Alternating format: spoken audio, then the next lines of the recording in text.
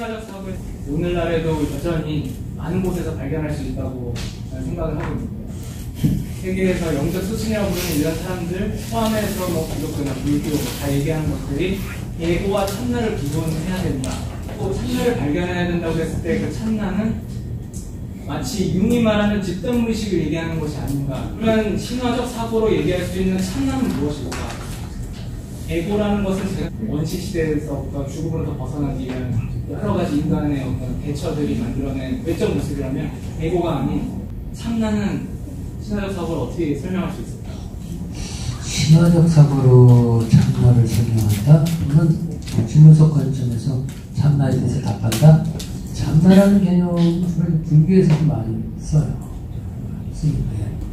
불교에서는 세속의 논리와 출가 이후에 진리 추구에 몸담은 사람의 논리가 두 가지로 구분을 해요. 세속의 논리는 욕망의 세계에서 생존하기에 적합한 논리거든. 그래서 욕망의 세계에서 자기의 생명을 나름대로 노리는 방법, 그건 이익과 욕망, 생존을 위한 자기 보호, 여러 가지 것이 있죠. 그게 제1순위야. 안전하게 생명을 지키는 것. 그런데 불가를 예를 든다면 출간 이후에 구도자가 추구하는 길은 아까 얘기했던 그 참나를 발견하는 건데 거기서 제일 가치가 달라져요. 세속의 제일 가치는 안전하게 나를 보호하고 최대한 삶을 잘 누리는 거야. 근데 거기는 제일 가치가 진실이 무엇인지 그것의 생명력의 모든 에너지 1순위가 그 진실은 나라는 존재의 본질이 무엇이고 인간이라는 존재의 본질이 무엇이고 우리가 상식에서 알고 있는 그거는 세속의 논리 속에서의 그 수준이고 여기서 들어가면은 내가 알고 있던 저분은 대단히 권위 있는 분이고 대단히 유명한 분이고 저분 곁에 가면은 나한테 뭔가 안전한 뭐가 생기겠다 이런 식으로 살거든. 그게 다 재구성되게 돼 있어. 내가 알고 있는 참과 것이 여러 가지 미의 기준조차도 다 이렇게 녹아내려가지고 전혀 다른 차원에서 재구성돼. 그 재구성되는 경험을 너무 세게 하면 정신분열증자가 될 수 있어. 왜냐하면 자기 능력만큼만 재구성할 수 있는데 너무 많이 그 분들을 무너뜨리면 다시 세우기 어렵게 되기도 해. 그래서 그 구도하는 사람들이 추락하는 사람도 많아요. 참나를 추구하는 그거는 세속의 안정과 향유를 누리려고 하는 그거를 벗어나지 않는 한 간단치 않은 거. 정신분석은 그 두 가지, 에고라고 하는 거고 참나에서 그것들에 대해서 어떤 위치에서 어떻게 그걸 수용하는가. 정신분석은 그 두 가지를 다 수용해요. 에고가 추구하는 게 유기체 안전한 보전이거든. 에고의 기본 원리야. 그래서 그것도 나름대로 잘 추구하고 삶에 누릴 수 있는 그 행복, 쾌락, 다양한 종류의 쾌락, 그것도 누릴 수 있는 누리는 게 정신건강에 좋다고 얘기해요. 그런데 정신분석의 초점은 식에서 누릴 수 있는 그런 것보다 무의식을 탐구하고 무의식과 접속해서 무의식의 에너지를 내 것으로 만드는 것에 1순위 리비도 에너지, 생명 에너지를 부착하는 그것에 대단한 에너지, 뭔가 가치와 의미와 심지어 유용성이 있다 라고 보는 거예요. 두 가지 것의 균형이 적절히 맞는 게 정신건강에 좋다 이렇게 얘기를 해요. 오케이. 인정원리, 유사원리 현대에도 많다. 이제까지도 우리 한국인의 절반 정도는 그것에 의해서 움직이거든. 힘 있는 대상 가까이 가고 싶어 하잖아. 그렇지? 근데 그거에는 거기에 대해서 뭐라고 할 수 없어. 그게 원초적인 성향이야. 힘 있는 대상, 좋은 에너지를 갖고 있는 대상 근처에, 아까 무슨 위대한 수도자랬잖아. 그 근처에 가면은 좋은 에너지를 받는다고 믿어. 그리고 뜻밖의 좋은 대상인 줄 알았더니 알고 봤더니 완전히 나를 구렁텅이로 떨어뜨리는 이런 존재였다. 이미 늦었다 이렇게 되는 거지. 진짜 그분이 선전으로 그렇게 만들어진 허구적 힘 있는 대상인지 진정한 내적 힘을 지닌 존재인지 그거는 여러분 잘 판단해야 돼. 아까 무의식과 만나는 세연이라고 말씀하셨었는데 초반에 그게 어떤 것이었는지 좀 구체적으로 사례를 들어보세요. 나는 이제 프로이디안 정신분석을 20몇 년 동안 프로이디안 관점을 계속 유지하면서 주로 임상에서 꿈 분석을 했어요. 내담자들의 꿈 분석하고 내가 가르치면서 집단 꿈 분석을 한 10년 했거든. 그런데 그것의 주요 포인트는 개인 무의식이었어요. 개인 무의식이 접촉하는 다양한 중요한 지점들이 있지. 정신 분석을 공부하다 보면 프로이드가 주목하는 개인 무의식이 중요하거든. 그 현대 정신 분석 몇 개 학파들이 주목하는 그 부분들이 있거든. 근데 그 부분들을 일단 접근하려고 노력을 하지. 접근하는 방법이 가장 중요한 게 꿈 해석. 그리고 일단 꿈 해석 말고도 나름대로 특이한 비합리적인 언어라든가 이런 것에 주목해서 질문을 던지고 그다음 연상을 이끌어내고 하나의 연상이 충분히 뱉어져야 비로소 그 다음에 있는 것이 올라오거든. 이걸 계속 해야 돼. 올라오는. 시간이 되게 많이 걸리는데 개인 무의식을 소화해낸 사람만이 비로소 단단한 자기 전문가 된다. 그런 경험을 한 여러 집단과 개인들에서 있고 신화와 정신분석과 연구에서는 내가 이 신화를 만남으로 인해서 정신이라고 하는 게 개인 무의식만 계속 하다 보면 이게 내가 너무 좁은 이 미시적인 그것에만 계속 몰두하고 사는 게 아닌가? 이건 내가 너무 인생에 갇혀있는 게 아닌가? 이런 어떨 때 한계를 느끼거든? 근데 이 신화를 통해서 저 민족이 경험한 거하고 전혀 다른 저 민족이 경험한 것 사이에 너무나 다른 존재인데 되게 공통성을 막 발견을 하고 전혀 이질적인 민족인데 그 사람들이 고난을 극복하는 방식이 저기는 조금 특이하고 이런 거를 다양한 공통성과 다양성을 같이 의미하는 과정에서 정신이 확장되는 그런 경우가 시야가 대단히 넓어지는 것 같고 그리고 개인 무의식을 탐구할 때는 뭔가 내 정서적으로 뭔가 하나씩 응집되고 어떤 깊은 어떤 느낌이 나는데 크게 확장되는 것보다는 이 안에서 이렇게 들어가는 느낌인데 이거는 시야가 대단히 넓어지는 그야말로 융이 얘기하는 인류 200만 년의 보물창고가 잘하면 다양하게 될 수 있겠다. 그런 경험을 하게 되더라고요. 그래서 정말 시야가 넓어져요. 한국이라고 하는 요새 하나의 민족적 신화에 속박되지 않고 더 넘어설 수 있게 돼요. 외국에 나가봐야 한국의 가치를 제대로 볼 수 있고 또 외국 이방인의 세계를 경험해야 우리를 더 잘할 수 있게 되거든.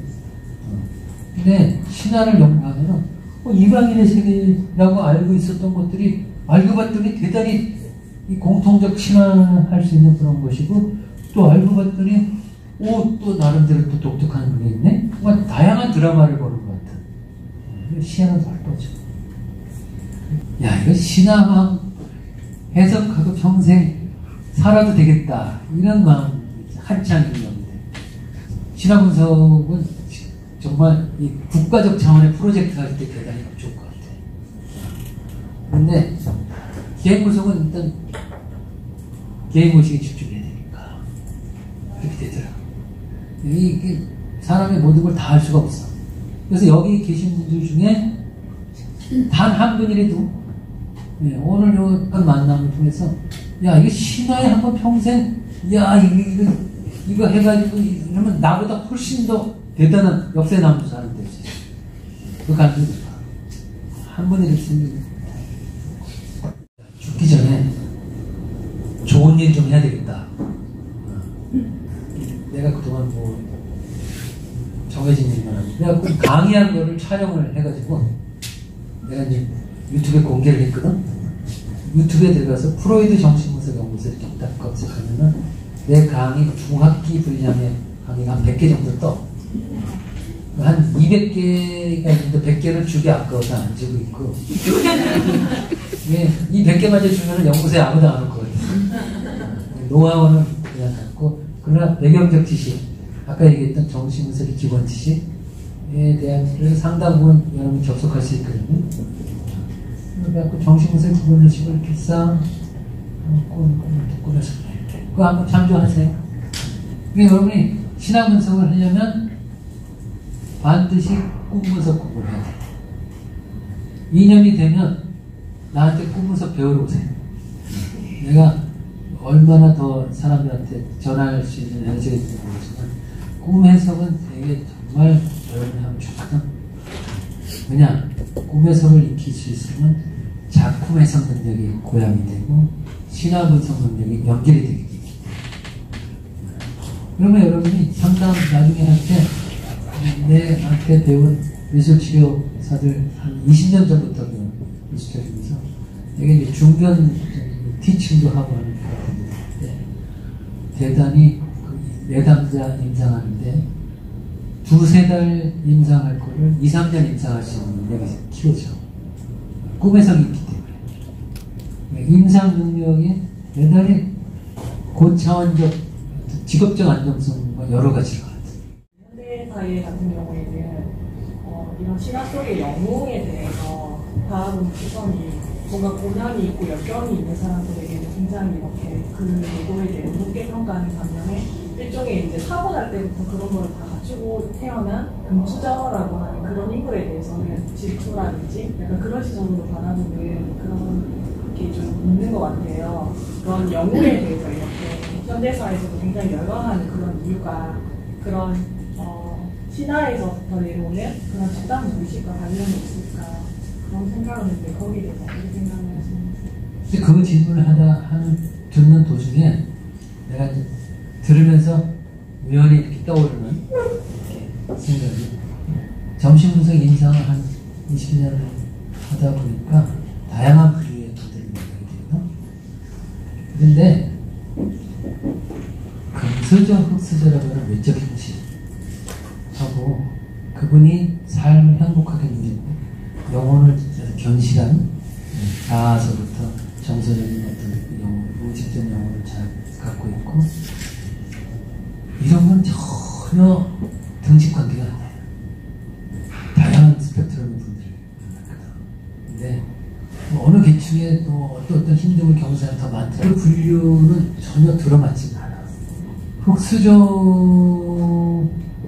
태어났다라고 하는 것에 그 경제적인 그 분류를 하게 되면 이 시대에 대한 사람의 성향이 뿐이고 정신분석에서 흑수저는 정신이 미숙한 어머니 아버지 밑에서 태어난 존재. 그 경우에는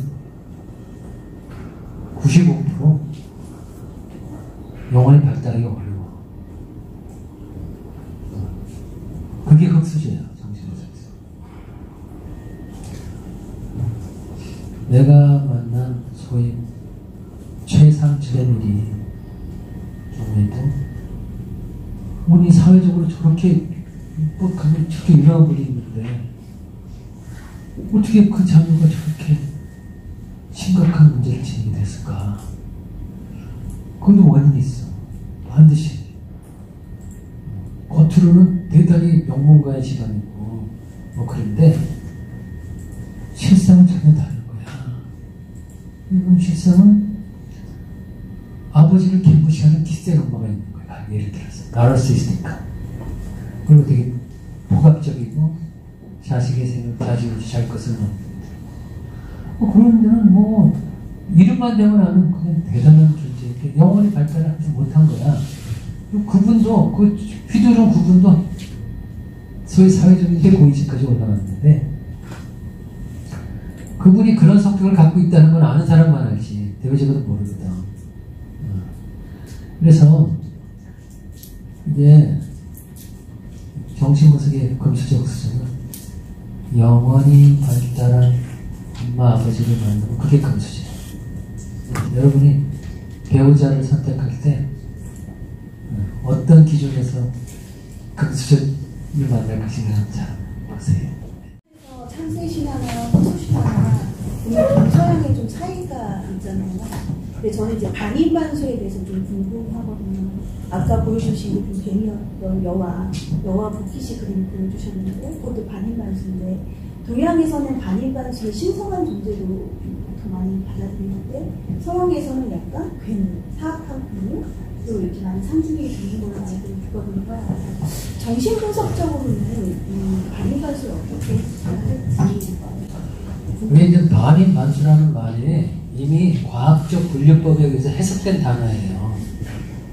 아니 뭐 사티로스, 말의 몸을 갖고 있고 상체는 인간이 뭐 사티로스 반인반수잖아요. 이거는 말 네 다리를 가진 동물이 생존에 훨씬 더 우월한 힘을 달리기로 해가지고 빨리 달려가지고 위험을 또 벗어날 수도 있고 빨리 달려가지고 먹고 싶은 먹이를 포획할 수도 있고 훨씬 더 우월한 힘의 상징이죠.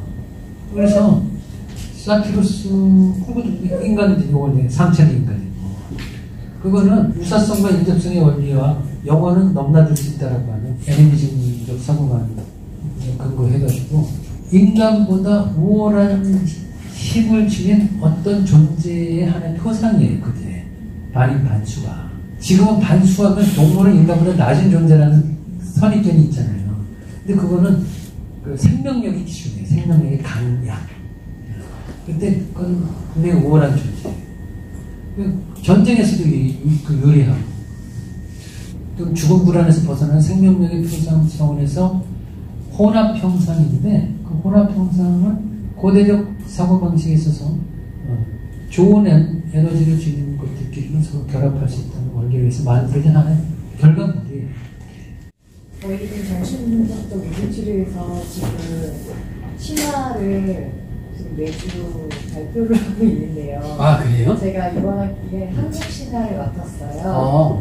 그래서 좀 준비를 하고 있는데 테스트 로마 신화를 했는데 굉장히 신들이랑 신화 얘기가 화려하고 웅장하더라고요, 스케일이. 근데 한국 신화 같은 경우는 많이 자료가 소실되고 유실되어서 일단 다리대기를 하나 읽어봤는데 그리스 로마 신에 비하면 굉장히 웅장하고 뭔가 억장이 무섭고 눈물 없이는 볼 수 없는 그런 얘기라서 교수님께서는 한국 신화에 대해서 어떻게 생각하시는지 궁금해서. 그게 이제 가장 지루한 신화가 중국 신화예요. 중국 신화는 집단 정신에 꽉 붙잡혀 있어가지고 이때 보면 정신분석적 의미할 수 있는 그 질감이 대단히 떨어져요. 그래서 애써서 그 안에 들어가려고 노력을 해서 이미 검열을 또 많이 거쳤다는 증거이기도 하고 중국이라는 나라가 그 공산화되고 나서 또 최근에 한 20, 30년 전부터는 그 국가적 차원에서 신화를 이용하려고 신화 연구를 활성화하려고 그 전에는 완전히 집단 정신 속에 벗어나는 사고를 하면 생존이 할 수가 없는 그런 문화였다니까. 그 30년 전만 해도 목욕탕에 개인집이 없어. 공동 목욕탕. 화장실도 개인집이 없어요. 그 철저히 공동체 정신을 만들려고 모든 걸 다 표준화 맞췄기 때문에 무의식의 어떤 욕망이라든가 이런 게 자유롭게 표현되는 것들 다 오감된 거지. 그래서 중국 신화가 가장 그런 면에 있어서 참 건조한 느낌이 많이 들고 일본 문화는 오히려 욕망이 적절히 표현돼서 되게 좀 묘미가 좀 있어. 그리고 한국 문화는 중간이야. 중국과 욕망 표현도 있어서 잘 중간쯤 되는데 집단 무의식에 우리나라 500년의 유교사를 거쳤잖아요. 그래서 그 유교사회에 있어서는 욕망을 겉으로 드러낸다? 그게 금기죠. 그게. 그래서 자료가 원본이 희석이 됐을 것 같아요. 신화라고 하는 것이 처음에 발생할 때는 그 집단이 바라는 어떤 바램이나 어떤 욕망도 같이 올라오게 되어 있는데 그게 상당히 500년 동안 검열이 됐어요. 그래서 원본 찾는 거는 아주 정말 부전설화에 해서 전송되는 그걸 찾는 노력들을 좀 작업들을 하고 있는데 그게 이제 그래도 우리나라에서 IT가 많이 발달해서 언젠가 조금 많이 나오지 않을까. 욕망을 가장 적나라하게 행동으로 보여주는 모습이 드러나는 사람이 하죠. 거긴 뭐 자기 아버지 살해하고 아주 뭐 이게 권위자하고 대결해서 권위자를 이겨갖고 새로운 것을 개척하는 그 경우는 서양의 변칙 법정 논리라고 했고 싸움에서 이긴 존재, 그 사람이 가장 남자고 그 사람을 동일신 모델을 삼아서 집단원의 에너지를 갖는 그 논리야. 그래서 그게 자연스러워. 심지어 기성 권위자를 싸워서 이게 무너지고 이게 되게 자연스러워.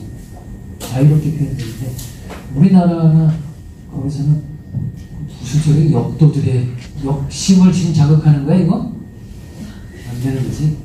신화 분석을 하는 것보다 개인의 문제가 아니라 사회나 집단의 문제나 그런 상태를 파악하기 위해서 원인을 분석하는 거잖아요.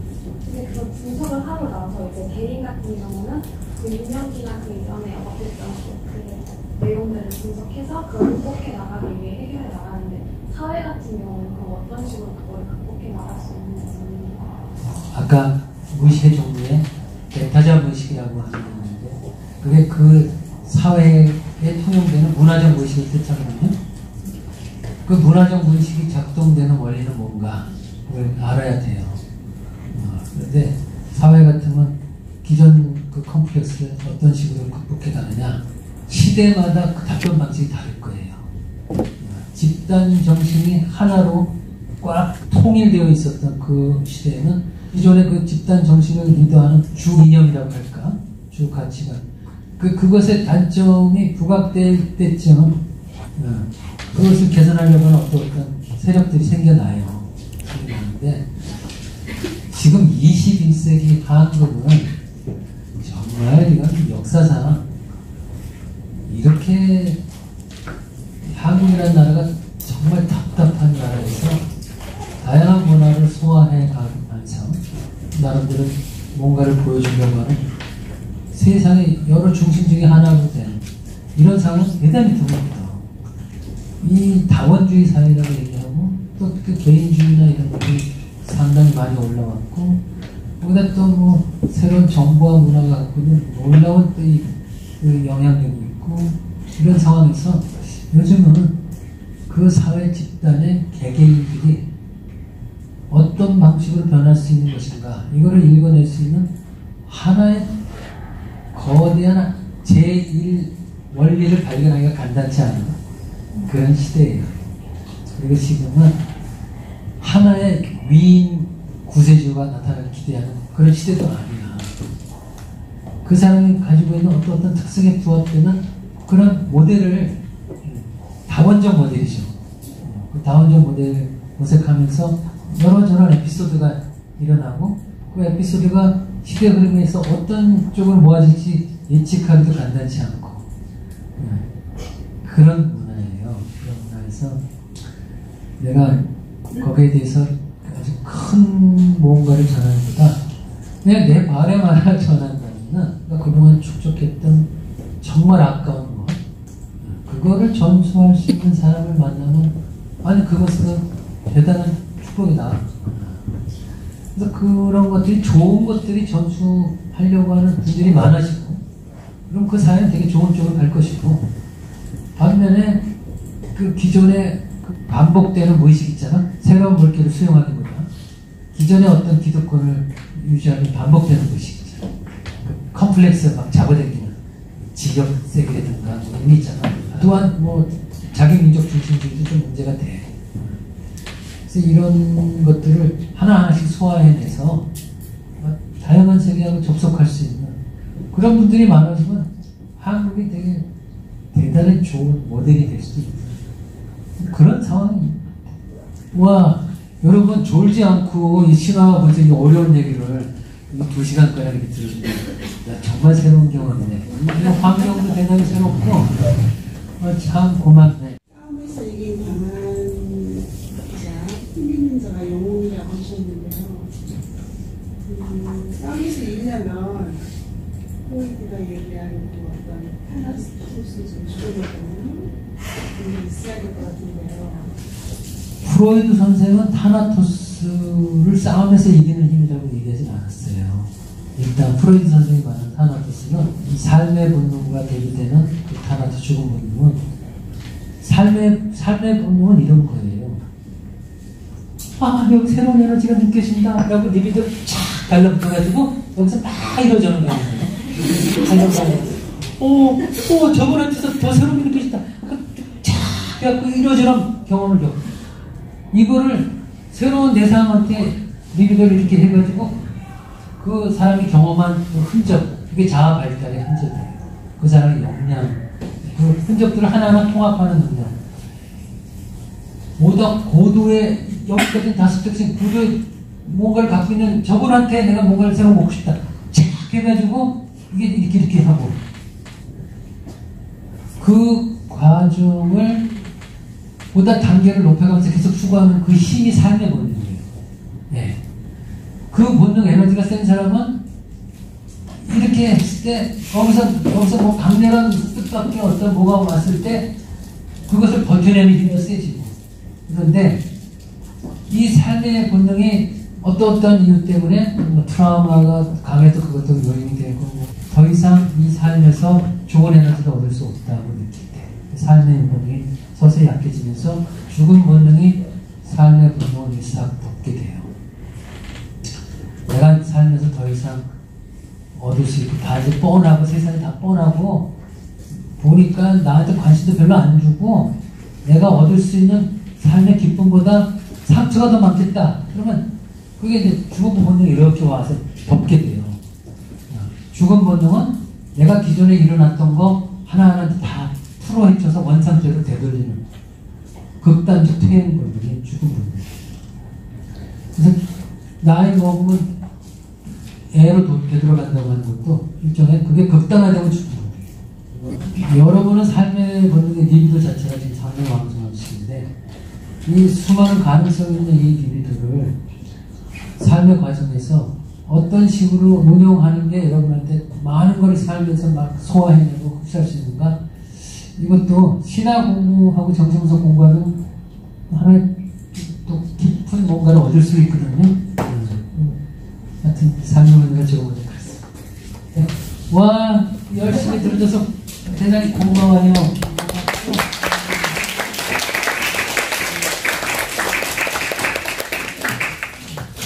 공부 인연이라고 하는데 무의식과 연관되면은 정말 무의식 공부하는 분들은 드물거든요. 그래서 이 무의식에 대한 내용을 일상세계에 만나는 사람한테 얘기하면 여러분 어색해져요. 그리고 심하면 까를 당할 수 있어요. 그래서 여러분은 정신분석에 접촉하는 순간 비범한 존재가 되지만 보통의 삶을 살기가 간단치 않아지니까 이것도 참조를 잘 하세요. 네, 좋습니다.